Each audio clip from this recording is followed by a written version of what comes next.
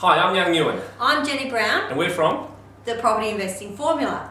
Now, we've just written a book on how to make money in investing in property. Yeah, and one of the things you need to know is how to crunch the numbers. Oh boy, Yeah. you need to know how to crunch the You numbers. do, and just because you have a calculator doesn't mean you can crunch the numbers. No, So we're going to give you some tips on crunching the numbers. Yeah, and look, these tips we're going to give you applies to small projects and big projects, and we call it back of the envelope type crunching numbers. So Jen, where should people start? Actually, I call it on the napkin in the coffee club. Oh, okay. That's a plug for the coffee club, by the way. Well, any coffee club.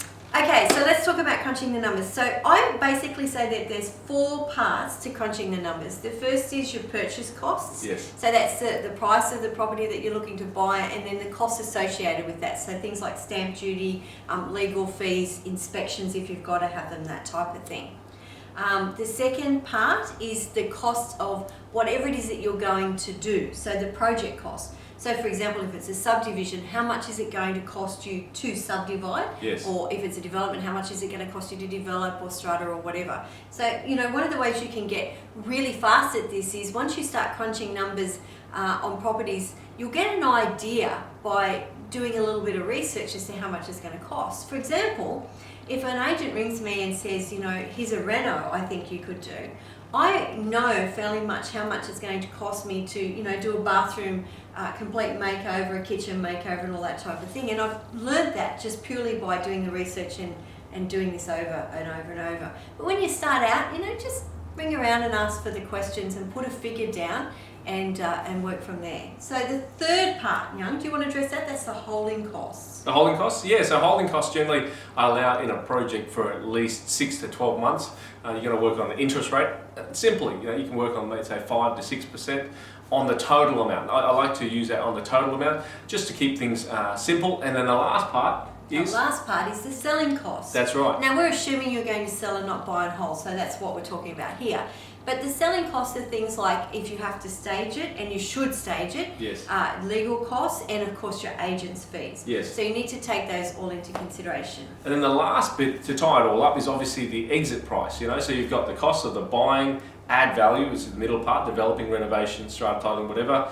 The third part, which is the holding cost. Fourth part, which is the selling part. And then the last part, which is actually when the money comes in to pay those expenses out, is the selling price. Right? Yes, that's absolutely right. And one of the keys that you need to be mindful of is not to overestimate the selling price, because if you overestimate the selling price, it's going to completely blow your numbers out. What I mean by that is if you estimate for 500 grand and only sells for 470 and your cost so far have been 450, your 50 grand profit ends up being 20 grand and you've worked 6-12 months to make 20 grand, which may not be worthwhile. That's good number crunching, Nhan.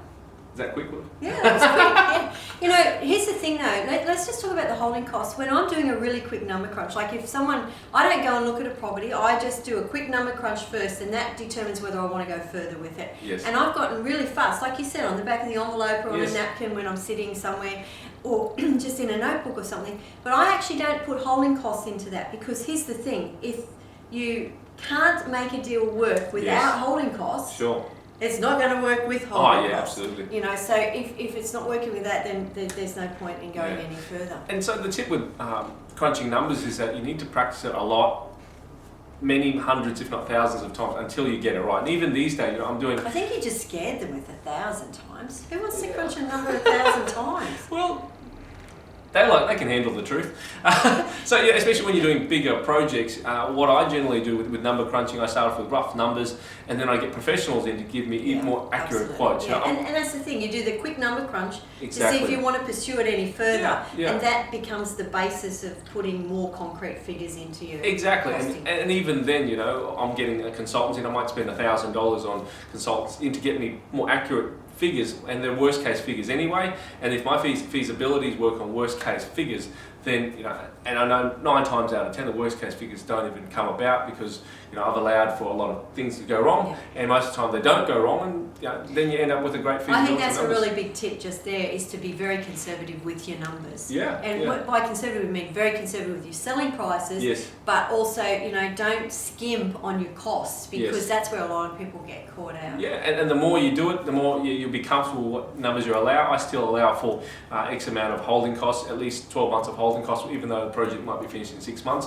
just in case things take a little bit longer, because these You things. never know. You just never know. Yeah. You know, it could be Christmas, it could be the budget. Things just change, and you just got to allow for that. So, Absolutely. guys, that's our last tip for Now, the. you know, can I just say, there's a lot more about this in the book, The Property Investing Oh, that's right. Formula. We just wrote a book, didn't we? Yeah, we wrote a book called The Property Investing Formula, and I actually wrote a chapter on quick number crunching. Cool. Well, number crunching, full stop. So you can find out more about that. Buy the book at...